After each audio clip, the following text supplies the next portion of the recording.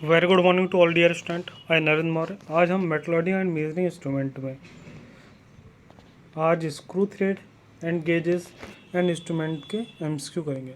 आज हम दो चैप्टर के एमसीक्यू करेंगे, screw thread and gauges and instrument. ठीक है, तो आज हम मेट्रोलॉजी एंड मेजरिंग इंस्ट्रूमेंट के दो चैप्टर के एमसीक्यू स्टार्ट करते हैं, screw thread and gauges and instrument. सबसे पहले हम स्क्रू थ्रेड एंड गेजेस के एमसीक्यू करेंगे, इसके बाद इंस्ट्रूमेंट के एमसीक्यू भी आज ही करेंगे इसी वीडियो में। स्टार्ट करते हैं स्क्रू थ्रेड एंड गेजेस के एमसीक्यू। देखिए यहाँ पर सबसे पहला एमसीक्यू क्या कह रहा है। सबसे पहला question screw thread and gauges का ये कह रहा है, the involute profile of a spur gear is limited to only the. तो इनवॉल्यूट प्रोफाइल के बारे में हमने देखा था, इनवॉल्यूट प्रोफाइल होती थी। तो इनवॉल्यूट प्रोफाइल में क्या होता था, हमने देखा था कोई भी गियर होता है तो गियर में दो तरह की प्रोफाइल होती हैं। एक होती है साइक्लोइडल प्रोफाइल और एक होती है इनवॉल्यूट प्रोफाइल। ये प्रोफाइल किसकी होती हैं, जो टीथ बनते हैं गियर के, उनके टीथ का जो शेप होता है उसकी जो प्रोफाइल होती है वो साइक्लोइडल या इनवॉल्यूट प्रोफाइल होती है, या फिर दांत मैश करते हैं उस समय जो प्रोफाइल बनती है। तो प्रोफाइल की बात करें, the involute profile of a spur gear is limited to only the, किस तरह की होती है हमारी जो इनवॉल्यूट प्रोफाइल होती है, रूट्स किसके अंदर बनती है। आपको ये बताना जो इनवॉल्यूट प्रोफाइल है स्पर गियर की किसके अंदर बनती है, limited to only the root circle, pitch circle, addendum circle या बेस सर्कल। तो आपको याद रखना है किसी भी जो गियर का जो बेस सर्कल होता है उसी से क्या जाती है, उसकी इनवॉल्यूट प्रोफाइल बनती है। जैसे हम बात करें, जैसे मान लो इस तरह से गियर का पहिया, ये टीथ है, ठीक, ये टीथ है। तो पिच सर्कल को क्या होता है, हमारे सेंटर से जो पॉइंट जाता है टीथ के, उससे जो सर्कल प्राप्त होता है वो पिच सर्कल कहलाता है। और हमारा रूट सर्कल क्या होता है, जो सबसे नीचे वाला जो पॉइंट है उससे जो मिला के जो सर्कल प्राप्त होगा उसे हम क्या कहते हैं, रूट सर्कल कहते हैं। अडेंडम सर्कल क्या कहलाता है, हमारा सबसे भारी बिंदु जो होता है सर्कल का, उससे मिलाने पर जो सर्कल प्राप्त होता है उसे कहते हैं अडेंडम सर्कल। और बेस सर्कल क्या होता है, सबसे इंपॉर्टेंट हमारा बेस सर्कल ही होता है। बेस सर्कल क्या होता है, अगर मान लो कोई भी आपको प्रोफाइल बनानी है, ठीक, तो जिस चीज़ को हम आधार लेके प्रोफाइल बनाना स्टार्ट करते हैं उसे कहते हैं बेस सर्कल। तो बेस सर्कल क्या है, जैसे अगर बात करें यहाँ पे टीथ बनाते हैं हम इस तरह से, तो इस टीथ का जो बेस सर्कल है वो कौन सा सर्कल होगा, आप ये अगर हम बात करें तो बेस सर्कल और दो circle which are passes from the base of the circle, circle के बेस से होते हुए जो सर्कल प्राप्त होता है हमें उसे कहते हैं बेस सर्कल। तो इसी से हमारी सारी प्रोफाइल बनती हैं, आपको याद रखना है, ठीक है। तो involute profile of sphere gear is limited to only the base circle. कोई प्रोफाइल हो, involute cycloidal profile base circle से ही बनती है, ठीक है। आगे देखते हैं, वन का कौन सा हो गया, वन का आपका आंसर हो गया इसमें ऑप्शन नंबर बी सही है इसमें। आगे देखते हैं हम वन का बी। दूसरा क्वेश्चन देखते हैं, the angle between the line of action and the common tangent to the pitch circle is known as. तो हमें बताना है इसमें the angle between the line of action and the common tangent to the pitch circle is known as. देखिए जैसे कोई भी teeth ले लेते हैं हम, इस तरह से टीथ होता है,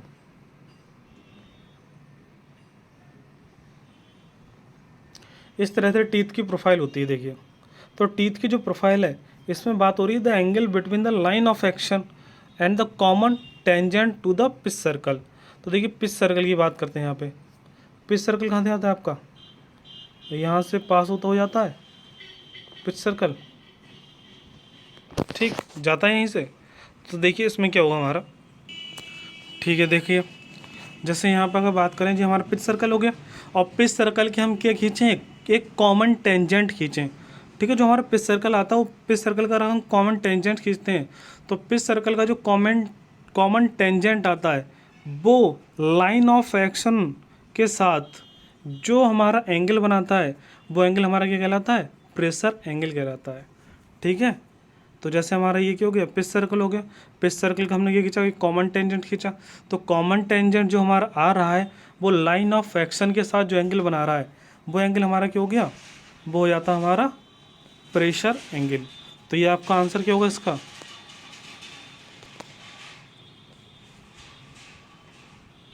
दूसरे का ऑप्शन हो गया। देखते हैं आगे आप, ठीक है। दूसरे का ऑप्शन नंबर डी हो गया। आगे देखते हैं थर्ड क्वेश्चन में क्या कह रहा है।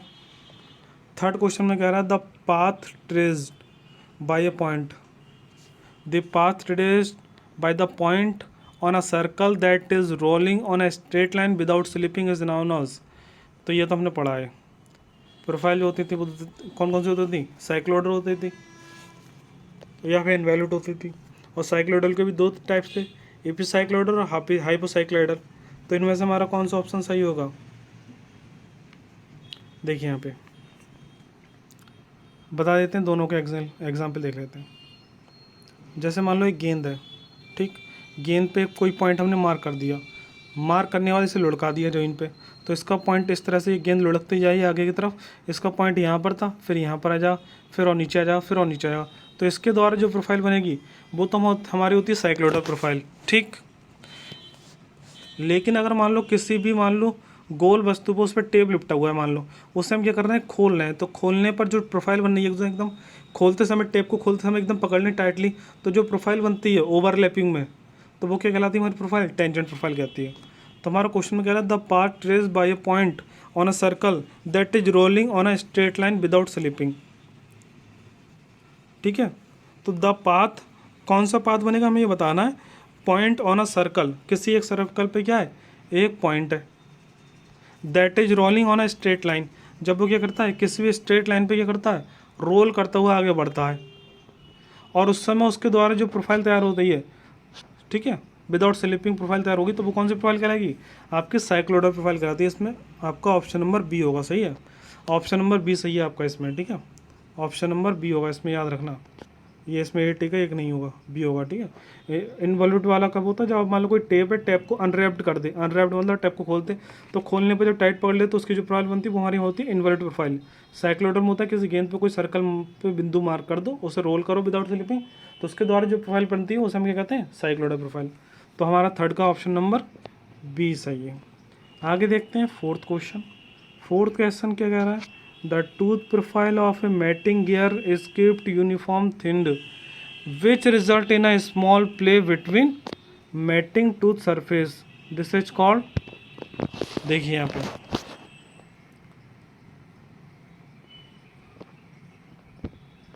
ये मान लो टीथ है, ठीक। किससे गियर के टीथ है। अब देखो क्वेश्चन में क्या कर रहा है, द टूथ प्रोफाइल बतानी है हमें ऑफ ए मैटिंग गियर। अब मान लो यहाँ पे क्या हुआ, दो गियर मिल रहे हैं, दूसरा गियर इसके बीच में जो खाली स्थान होता है उसमें होगा, ठीक है। The tooth profile of a mating gear is keeped uniform thinned which result in a small play between mating two surface, this is called. तो देखो इसका मतलब क्या होता है, पहले हम देख लेते हैं यहाँ पे जो बैकलेस है, बैकलेस के होते हैं, फिर आप समझ जाएंगे आसानी से। बैकलेस क्या होता है, जैसे अगर मान लो एक टीथ दूसरे टीथ के साथ क्या कर रहा है, एक टीथ इधर से एक टीथ इधर से आ रहा है, और दोनों टीथ क्या कर रहे हैं, मैसिंग कर रहे हैं। तो मैसिंग करते समय उनके बीच में कुछ गैप रह जाता है, टीथ के बीच में हल्का कुछ गैप रह जाएगा। तो जब वो मैश करेगा तो उसके बीच में जो गैप रह जाता है, साइड में जो गैप रह जाता है उससे हम क्या कहते हैं, बैकलेस। क्यों गैप इसलिए रह जाता है, क्योंकि बिल्कुल अगर मान लो टकरा के इससे एकदम रगड़ के इससे मैटिंग होगी तो क्या होगा, ये दांत घिसते रहेंगे बार बार। तो इसमें क्या होता है, हल्का एक टीथ क्या होता है उसके गैप से थोड़ा छोटा होता है, जिससे क्या वो जब वो मैश हो तो उसमें थोड़ा गैप बना रहा है, जिससे वो टकराए नहीं। तो जो गैप होता है उसके बीच में, तो वही क्या कहलाता है, हमारा बैकलेस कहलाता है। बैकलेस मतलब उसकी बैक की या साइड में हम कह सकते हैं जो गैप होता है वो क्या होता है, हमारा बैकलेस होता है। देखिए क्या कह रहा है, the tooth profile of a mating gear is kept uniform thinned which is result in small play. Small play का मतलब यहाँ पे small difference between mating two surface क्या होगा, तो किसी भी स्मॉल प्ले का मतलब यहाँ पे difference, small difference between two mating teeth. तो दो टीथ के मैटिंग के बीच का जो डिफरेंस होता है वो क्या होता है, हमारा बैकलेस होता है, ठीक है। आगे देखते हैं क्वेश्चन नंबर 5 क्या कह रहा है। क्वेश्चन नंबर 5 कह रहा है in order to measure the chordal thickness gear using a gear caliper the position of the blade is set to addendum of the tooth gear. Option number 20 में सही है, ठीक है, ये हमारा बी सही भी है। देखो ये हमारा क्यों आया सही। जैसे एक क्वेश्चन में क्या करा, in order to measure the chordal thickness gear using a gear caliper the position of the blade set to, अगर आप बात करें कोई भी, जैसे आपका टीथ है इस तरह से, ये वाला क्या कहलाता है आपका हिस्सा, ऊपर वाला हिस्सा कहलाता है अडेंडम और नीचे वाला हिस्सा क्या कहलाता है डिडेंडम। तो हमसे क्वेश्चन में कह रहा है the in order to measure the chordal thickness of gear, अगर मान लो किसी गियर की आपको थिकनेस मेजर करनी है, तो गियर की थिकनेस मेजर करनी है with the help of caliper, तो कैलिपर की सहायता से हम देखो गियर की थिकनेस मेजर करनी है with the using of caliper. तो आप उसे कहाँ सेट करेंगे, किस पोजीशन पे सेट करेंगे उसके ब्लेड को, जो आपने कैलिपर देखोगे इस तरह से होते हैं, वो इंटरनल डायमीटर वगैरह थिकनेस वगैरह को मेजर करते हैं। तो किस तरह सेट होगा, जो हमारा अडेंडम वाला पार्ट होता है टीथ का, वही तो होता है बाहर वाला, तो उसी पे तो सेट करोगे इस तरह से, इस तरह से आप लगा दो ऊपर, मतलब इस तरह से लगा देते हैं, सेट कर देते हैं, तो वो मेज़र कर लेगा इसकी थिकनेस को। ठीक है, तो आपको इसमें होगा addendum of the teeth year. अगला कौन सा है, addendum of the gear teeth हो गया। छठा क्वेश्चन हमारा, छठा क्वेश्चन कह रहा है which of the following is the tester in which the gear wing inspected is made to match with standard gear and dial indicator is use to capture the radial error. देखिए यहाँ पे पैकिंसन gear tester जो हमने देखा था, पैकिंसन gear tester के according ही क्या होता है, पैकिंसन गियर टेस्टर क्या कहता है, उसकी अगर थ्योरी आपको पता है तब आप इजीली बता सकते हैं। ठीक है, तो देखो जो हमारा पार्किंसन जो गियर टेस्टर होता है, इसका यूज़ क्या करते हैं हम, पार्किंसन गियर टेस्टर का यूज़ करते हैं, और यूज़ करके जब भी मान लो कोई भी दो गियर हैं, गियर क्या करते हैं आपस में जब मैच करते हैं, मान लो एक गियर हमारा ये है इस तरह से, ठीक, और दूसरा गियर इस तरह से, जब वो मैच कर रहे हैं एक दूसरे से मिल रहे हैं, तो मिलते समय उसकी जो भी अगर कोई भी रेडियल एरर आती है, उसकी रेडियल एरर होती है, तो उससे मेज़र करते हैं पैकिंसन गियर से। तो जो पैकिंसन गियर हमारा जो टेस्टर होता है, इसका यूज़ करके रेडियल एरर को मेज़र करा जाता है with the help of dial indicator. ठीक, तो किसी भी गियर की जो रेडियल एरर होती है उसे मेज़र करते हैं पार्किंसन गियर टेस्टर से। ठीक है, आगे कह रहा है 7 question, the angle form between a flank of the thread and the perpendicular to the axis of the thread which passes through the vertex of the fundamental triangle is called. देखिए यहाँ पे ऑप्शन नंबर आपका A दिया है helix angle, option number B दे रहा है flank angle, option C दे रहा है लीड एंगल, ऑप्शन डी कह रहा है, ऑप्शन डी कह रहा है इंक्लूडेड एंगल। तो हमारा कौन सा सही होगा, देखिए इसमें क्वेश्चन में क्या कह रहा है, पहले तो सारे एंगल आपको पता होने चाहिए। हेलिक्स एंगल हमने बताया था, कोई भी हमारा, जैसे मान लो कोई भी हमारा गियर है, तो गियर वो जो भी एंगल पर झुका होता है वही एंगल हमारा क्या होता है, हेलिक्स एंगल होता है। शाफ्ट की एक्सिस के साथ जिस एंगल पर झुका होता है हेलिक्स एंगल होता है। लीड एंगल भी हमने देखा था। देखिए इसमें क्वेश्चन में कह रहा है the angle formed between a flank, देखिए नाम से ही क्लियर है वैसे, इसमें देखने की जरूरत नहीं है। इसमें कह रहा है the angle formed between a flank of the, देखिए फ्लैंक की तो बात आ गई इसमें, तो angle between flank of the thread, किसी भी थ्रेड के जो फ्लैंक वाला भाग होता है, फेस होता है ऊपर वाला, फ्लैंक वाला होता है नीचे वाला, तो किसी भी थ्रेड के flank of the thread and the perpendicular to the axis of thread, और थ्रेड के परपेंडिकुलर एक्सेस के साथ which passes through the vertex of the fundamental triangle is called flank angle. इसमें तो नाम से क्लियर हो रहा है, क्यों पता है जो गियर होता है, गियर का जो ऊपर वाला भाग होता है वो तो हमारा फेस कहलाता है, नीचे वाला भाग होता है वो फ्लैंक कहता है। तो हमारा जो फ्लैंक वाला भाग होता है, फ्लैंक वाला भाग, तो किसी भी वर्टेक्स के जो एंगल है, किसी भी वर्टेक्स इसमें खींचें, इसकी एक्सेस खींचें, इसके परपेंडिकुलर एक्सेस खींचें मान लो गियर की, तो गियर की परपेंडिकुलर एक्सेस के साथ जो ये एंगल बना रहा है, ये हमारा फ्लैंक वाला भाग जिस एंगल पर झुका है, वही एंगल हमारा क्या होता है, फ्लैंक एंगल होता है। ठीक है, वैसे नाम में से क्लियर हो गया, इसमें तो फ्लैंक दिया था। क्वेश्चन नंबर 8 देखते हैं। क्वेश्चन नंबर 8 में क्या कह रहा है, the indicator that enable the application of a pressure already decided upon the screw thread in a bench micrometer is called. तो आपने ये पढ़ा ही होगा, फिड्यूशियल इंडिकेटर के बारे में पढ़ा होगा। फिड्यूशियल इंडिकेटर के बारे में अगर पढ़ा है तो इस क्वेश्चन में कुछ नहीं है। फिर क्वेश्चन में क्या कह रहा है, the indicator that enable the application of pressure already decided upon a screw thread in a bench micrometer. तो बेंच माइक्रोमीटर में जो हमारा डिवाइस होता है, बेंच माइक्रोमीटर डिवाइस, उसमें ही तो यूज़ होता है। बेंच माइक्रोमीटर देखा था हमने, बेंच माइक्रोमीटर में ही एक डिवाइस वो यूज़ होता है जिसका यूज़ होता है किसी भी प्रेशर को मेज़र करने के लिए। जो ऑलरेडी उसमें प्रेशर है तो उसके मेजरमेंट करने के लिए हम यूज़ करते हैं फिड्यूशियल इंडिकेटर। ठीक है, तो हमसे क्वेश्चन में यही तो कह रहा है, the indicator that enable the application of pressure already decided upon a screw thread in a bench micrometer. तो बेंच माइक्रोमीटर जो इंस्ट्रूमेंट होता है उसमें जो प्रेशर का मेजरमेंट होता है with the help of fiducial indicator द्वारा ही होता है। तो ऑप्शन नंबर 8 का कौन सा होगा? क्वेश्चन नंबर 8 का ऑप्शन नंबर ए सही है। आगे देखते हैं बायर मेथड। तो बायर मेथड तो हमने पढ़े हुए हैं, तो इसमें तो कोई दिक्कत नहीं आनी चाहिए। तो क्वेश्चन में देखिए क्या कह रहा है, क्वेश्चन में कह रहा है in wire method the diameter of the wire, in wire method the diameter of the wire selected should be such that it makes contact with the screw along the, किस किस डायमीटर के साथ contact में आता है। मान लो किसी buyer है, कोई बायर का आपको क्या करना है, आपको उसका डायमीटर मेजर करना है। ठीक है, जैसे यहाँ पे मान लो इस तरह से हमारा अभी डायग्राम बनाते हैं। मान लो कोई बायर है लंबा, ठीक है, बायर मेथड का यूज़ करना है। तो the diameter of the wire selected should be such it makes contact with the screw along. तो आपको ये बताना, जैसे स्क्रू वाला होता हमारा भाग, स्क्रू क्या होता था, चूड़ियाँ बनी होती थी इस तरह से, थ्रेड में इस तरह से चूड़ी बनी होती थी, इस तरह चूड़ी बनी होती थी। तो जो हमारा ये वाला जो भाग होता है किसका भाग होता है, बायर का।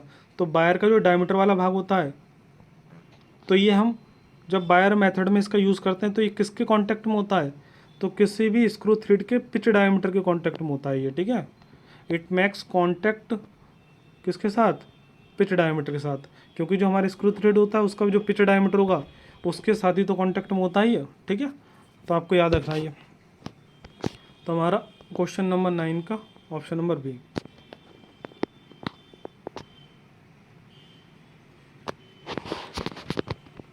अगला क्वेश्चन देखते हैं, क्वेश्चन नंबर 10। क्वेश्चन नंबर 10 क्या कह रहा है, in a two wire method. Two wire method अगर किसी ने देखा है तो उसमें फार्मूला हमने भी बताया था, जो फार्मूला आपसे पूछा जा सकता था पहले हमने बताया था। तो इसमें क्या रहा है, in a two wire method diameter of the best side wire is given by. तो उसमें हमने एक फार्मूला निकाला था जिससे हम किसी भी best size of diameter of wire का मेजरमेंट का हमने फार्मूला निकाला था, जिसके लिए फार्मूला था D=P/2 sec x/2। तो आपको ये फार्मूला याद रखना है। जो टू वायर मेथड होता है उसमें अगर वायर का आपको डायमीटर वगैरह, ठीक है, best size of diameter use करना है for the measurement of the screw thread, तो उसके लिए जो बेस्ट डायमीटर होता है वो इस फॉर्मूले से निकालते हैं, D=P/2 sec x/2। ठीक है, ये बता चुके हैं ऑलरेडी। क्वेश्चन नंबर 10 में का ऑप्शन नंबर ए हो गया। क्वेश्चन नंबर 11 देखते हैं, the pitch error that occurs whenever the tool work velocity ratio is incorrect what constant in referred to as a, इसमें कौन सा होगा, cyclic error, velocity error, progressive error, non progressive error. देखो question में क्या कर रहा है, the pitch error that occur whenever the tool work velocity ratio is incorrect, velocity ratio is incorrect, constant is referred to as a progressive error। ठीक है, क्योंकि अगर मान लो कभी भी क्या होती है, पिच एरर है, ठीक है, अगर आप कहीं पर क्या पिच एरर है, तभी क्या होता है, जो टूल वर्क वेलोसिटी रेशियो होता है वो भी हमारा क्या आता है, इनकरेक्ट आता है, but the constant is referred to as a progressive error. तो इसमें आपको याद रखना है, तो जो हमारा जो डिवाइस होता है हमारा, ठीक है, तो आपका प्रोग्रेसिव एरर क्यों हो गया, क्योंकि जब भी मान लो किसी भी पिच एरर आप प्रेजेंट हो रही हो, मतलब आपको पिच एरर फाइंड आउट हो रही हो और उसमें क्या हो, साथ में उसमें वेलोसिटी रेशियो उसके साथ इनकरेक्ट आता हो, तो उस समय कौन सी जो एरर होगी, प्रोग्रेसिव एरर कहलाती है। ठीक है, प्रोग्रेसिव एरर। 11 में का भी 12वां क्वेश्चन देखते हैं। 12वां क्वेश्चन कह रहा है, in which of the following cases in is the pitch measure parallel to the thread axis correct but the thread are not cut to a true helix. तो इसमें हमारा ऑप्शन जो होगा वो होगा ड्रंकन थ्रेड होगा, ड्रंकन थ्रेड। ठीक है, क्वेश्चन नंबर 13 क्या है, the two method of inspection screw thread are. तो किसी भी स्क्रू थ्रेड को इंस्पेक्शन के दो मेथड होते हैं, एक होता है inspection of variable and attributes method. तो किसी भी आपको इंस्पेक्शन करना, मान लो स्क्रू थ्रेड का, तो स्क्रू थ्रेड के इंस्पेक्शन के 2 मेथड हैं, inspection by variable and attributes method. ठीक है। क्वेश्चन नंबर 14 कह रहा है thread gauge that are use to inspect external thread forms are called, क्या कहलाता है, फॉर्म्स आर कॉल्ड। हमारा ऑप्शन नंबर इसमें सही है ए, प्लग स्क्रू गेज। ठीक है। प्लग स्क्रू गेज के बारे में देखा होगा, the thread gauge that are use to inspect the external thread. तो किसी भी एक्सटर्नल थ्रेड का मेजरमेंट हम कर सकते हैं with the help of plug screw gauge द्वारा। क्वेश्चन 15 में क्या कह रहा है, 15 कह रहा है are not go screw gauge will primarily check for. तो जो नॉट गो स्क्रू गेज होता है इसका यूज करके हम क्या मेज़र कर सकते हैं, इसका यूज करके मेज़र करते हैं इफेक्टिव डायमीटर एंड नोच एल्स। ठीक है। इफेक्टिव डायमीटर और नोच का मेज़र करते हैं with the help of not go gauge. ठीक है। आपको पता है गेज 2 तरह के होते हैं, नॉट वो आपका जो नॉट गो और गो 2 तरह के गेज होते हैं, ये दोनों का यूज़ कर सकते हैं हम, नॉट गो और गो। तो एक गो गेज जो होता है, गो गेज का हम यूज़ करते हैं नॉर्मली, अगर मान लो इनसाइड डायमीटर निकालना हो तो इनसाइड डायमीटर निकालना तो गो गेज का यूज़ कर लेते हैं, लेकिन अगर आपको इफेक्टिव डायमीटर निकालना हो तो नॉट गो गेज का यूज़ करते हैं। ठीक है। इस चैप्टर के आपके MCQ कंप्लीट हो गए, आगे देखते हैं। अब देखिए अब हमारा नेक्स्ट चैप्टर स्टार्ट हो गया है। नेक्स्ट चैप्टर कौन सा है हमारा, नेक्स्ट चैप्टर हम जो पढ़ने जा रहे हैं उसका नाम है इंस्ट्रूमेंटेशन। इंस्ट्रूमेंटेशन चैप्टर के MCQ करने जा रहे हैं, सॉरी। ठीक है। तो इंस्ट्रूमेंटेशन चैप्टर हम ऑलरेडी कर चुके हैं, आज इसके MCQ करेंगे। तो MCQ देखते हैं। सबसे पहला क्वेश्चन देखते हैं। सबसे पहला क्वेश्चन क्या कह रहा है, transducer is use to measure. बताइए ट्रांसड्यूसर किसके लिए मेजर करने के लिए यूज़ होता है। पहला ऑप्शन दिया डिस्प्लेसमेंट, ऑप्शन बी दिया स्पीड, ऑप्शन सी दिया टॉर्क, ऑप्शन डी दिया नॉन ऑफ द अबव। तो ट्रांसड्यूसर का यूज़ करके हम क्या करते हैं, डिस्प्लेसमेंट का मेजरमेंट करते हैं। तो आपका हो जाएगा पहले का ए। ठीक है। दूसरा कह रहा है एक्टिव ट्रांसड्यूसर। हमने देखे थे ट्रांसड्यूसर 2 तरह के थे, एक्टिव था एक, तो एक्टिव का यूज़ करके हम करते थे सेल्फ जनरेटिंग ट्रांसड्यूसर का यूज़, मतलब मेजरमेंट। ठीक है। एक्टिव ट्रांसड्यूसर क्या होता है, एक तरह से सेल्फ जनरेटिंग ट्रांसड्यूसर होता है। एक्टिव ट्रांसड्यूसर क्या होता है, पावर को सेल्फ ही जनरेट करते हैं, जैसे एग्जाम्पल था थर्मामीटर। ठीक है। तो एक्टिव ट्रांसड्यूसर कौन सा होगा इसमें से, ऑप्शन ए होगा हमारा सेल्फ जनरेटिंग ट्रांसड्यूसर। आगे देखते हैं हम। आगे हमारा थर्ड क्वेश्चन क्या कह रहा है, the major advantage of piezo electric transducer. तो पीजो इलेक्ट्रिक ट्रांसड्यूसर का एडवांटेज क्या होता है, ऑप्शन ए कह रहा है high frequency response, option B कह रहा है हाई आउटपुट, ऑप्शन सी कह रहा है स्मॉल साइज। ये हमारा तीनों होते हैं इसमें, ऑल ऑफ द अबव। कोई भी जो पीजोमेट्रिक ट्रांसड्यूसर होता है एक्यूरेसी तो होगी रिस्पांस वगैरह तो अच्छा मिलेगा ही मिलेगा, साथ में हाई आउटपुट भी होता है, स्मॉल साइज भी होता है इसका। पीजोमेट्रिक ट्रांसड्यूसर जो होता है इलेक्ट्रिक ट्रांसड्यूसर होता है, इलेक्ट्रिक ट्रांसड्यूसर कोई भी डिवाइस हो सबके साइज छोटे होते हैं, तो इसका स्मॉल साइज होता है, आउटपुट मिलता है हाई, अच्छा आउटपुट मिलता है। तो all of the above option number D होगा थर्ड का। क्वेश्चन नंबर 4 देखते हैं। फोर्थ क्वेश्चन में क्या कह रहा है, क्वेश्चन नंबर 4 में कह रहा है LVDT is use to. LVDT हमारा एक डिवाइस था, इसकी फुल फॉर्म क्या होती, लीनियर वेरिएबल, क्या था हमारा LVDT की फुल फॉर्म अगर आपको पता है तो इजीली आप कर सकते हैं। ठीक है। तो आप बताइए, देखिए यहाँ पे क्या थी हमारी full form, linear variable differential transducer इसकी फुल फॉर्म थी। और इसका हमारा काम क्या होता था, इससे हम क्या करते, कोई भी जो लीनियर जो मोशन होते थे उससे कन्वर्ट करके ये क्या करता था, इलेक्ट्रिकल सिग्नल में कन्वर्ट करता था, और जो हमारा डिस्प्लेसमेंट आता था उसे मेजरमेंट करता था। तो ये भी एक ट्रांसड्यूसर ही था।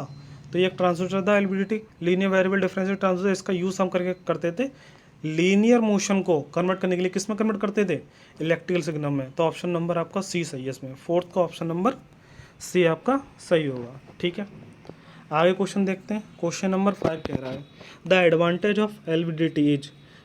तो एडवांटेज क्या होता है LVDT का, LVDT का एडवांटेज में ऑप्शन नहीं कह रहा है इनफाइनाइट रिसोल्यूशन, ये तो बात सही है, रिसोल्यूशन बहुत अच्छा होता है इसका LVDT का। सेंसिटिविटी तो बहुत अच्छी होती है, सेंसिटिव होता है। Easy to align and maintain, easily हम क्या करते हैं, अलाइन कर सकते हैं और मेंटेन कर सकते हैं। मतलब जो हमारा वर्कपीस होता है जिसका हम मेजरमेंट कर रहे हैं, लीनियर वेलोसिटी का, डिस्प्लेसमेंट का सॉरी, तो उससे हम इजीली कांटेक्ट में ला सकते हैं और इजीली हटा भी सकते हैं, अलाइन और मेंटेन कर सकते हैं। तो ऑप्शन नंबर डी सही होगा इसमें, all of the above. Option number D होगा 5वें का। क्वेश्चन नंबर 6 क्या कह रहा है, ये बताइए। हाँ इसमें देखिए ये क्वेश्चन अच्छा है। RVTD लीनियर वेरिएबल, ये हमारा हमने देखा था, उसमें थोड़ा कन्फ्यूज़न हो रहा था वहाँ पर, तो वही कन्फ्यूज़न लोगों को कन्फ्यूज़ करेगा यहाँ पे। तो आप बताइए इसमें, ये होता है हमारा रोटेशनल वेरिएबल डिफरेंशियल ट्रांसड्यूसर होता है। ठीक है। LVTD या LVDT होता है, ठीक है, थोड़ा गलत लिख गया इसमें, LVTD लिखा है, चलो कोई बात नहीं है। LVTD अगर हम बात करें इसका यूज़ क्या करते थे, सॉरी RVTD, LVTD तो हो गया, LVDT, RVDT था ये, RVDT होता है ये, सॉरी, ठीक है, RVTD लिखा है यहाँ पे, कोई बात नहीं।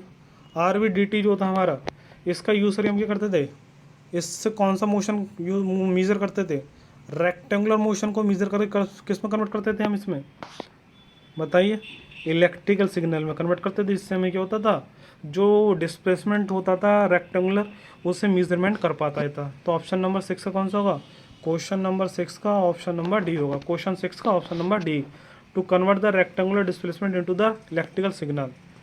ठीक है, 7 देखते हैं, 7 क्वेश्चन देखते हैं आप। 7 क्वेश्चन की अगर रिजॉल्व, क्वेश्चन 6 देखिए यहाँ पे,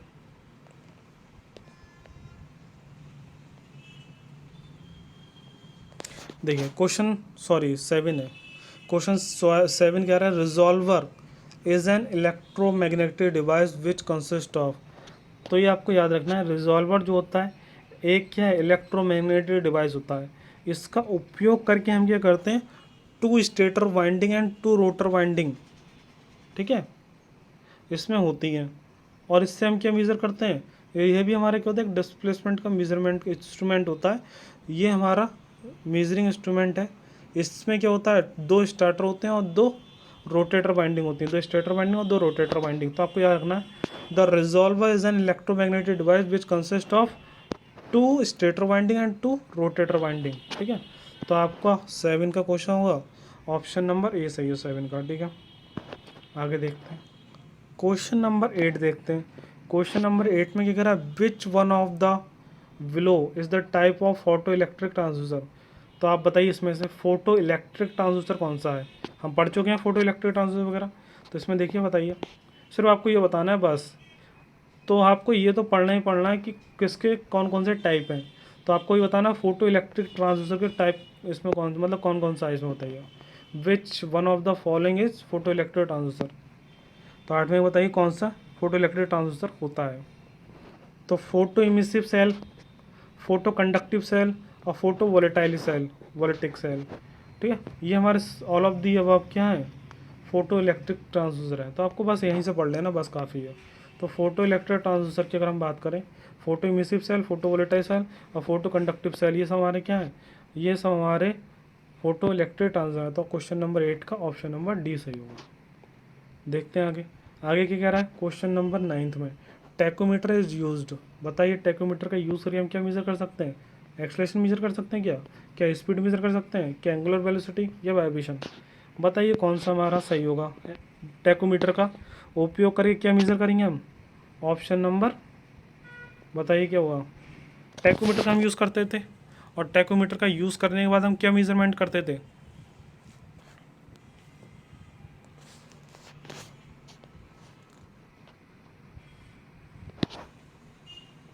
देखिए यहाँ पे क्वेश्चन नंबर,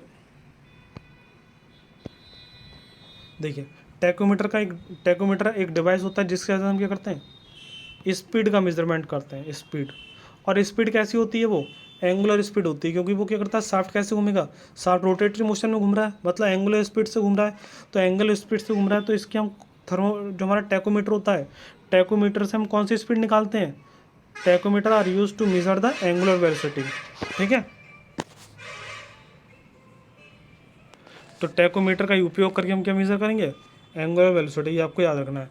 अगर मान लो एंगुलर वेलोसिटी नहीं दी होता यहाँ पे, तो स्पीड हो जाता, ठीक, तब स्पीड हो जाता, लेकिन स्पीड भी दिया और एंगुलर वेलोसिटी भी दिया, तो आपको एंगुलर वेलोसिटी लगाना है। ठीक है, सही है, आगे देखते हैं। थर्मोसीटर आर यूज टू मेज़र, थर्मोसीटर का यूज़ हम कर सकते हैं किस चीज़ को मेज़र करने के लिए करते हैं, बताइए।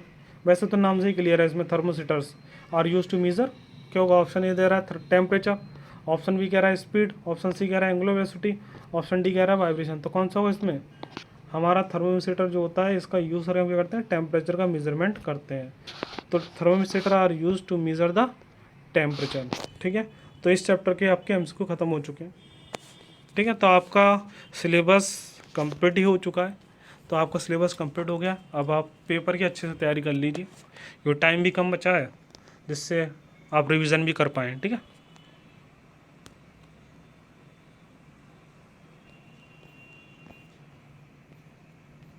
तो ये जो रिलेटेड क्वेश्चन है इसमें सब आपके क्वेश्चन ज़्यादातर अगर आपने सही से पढ़ा है तो सारे क्वेश्चन आपको पेपर में से ही कह सकते हैं, पेपर में सब पढ़े हुए मिलेंगे आपको, अगर आपने डीपली पढ़ा है थोड़ा। क्योंकि इसमें ये नहीं है आपको डायग्राम वर्किंग वगैरह नहीं देखनी है, इसमें एक चीज़ जरूर देखनी है, कौन सा डिवाइस किस डिवाइस के कितने टाइप हैं, कौन कौन से टाइप हैं। तो एक जगह आप शॉर्ट नोट्स ये जरूर बना लेना, मतलब शॉर्ट नोट्स में क्या करना, आप इस चैप्टर में अगर शॉर्ट नोट्स बनाते हैं तो आप ये जरूर लिख लेना कि कौन सा डिवाइस का काम, कौन से डिवाइस का काम, किस डिवाइस का काम क्या है, उसका किस डिवाइस का काम क्या है, ये लिख लेना, बहुत इंपॉर्टेंट है। और उस डिवाइस के कौन कौन से टाइप हैं, क्योंकि जो टाइप होंगे उन सब का भी काम वही होगा। तो बहुत इजीली, बस इस चैप्टर में ज़्यादा नहीं है, आप अगर 1-1.5 घंटे में नोट्स बना लें अच्छे से एक बार पढ़ के, तो कोई दिक्कत नहीं है इसमें, ठीक है।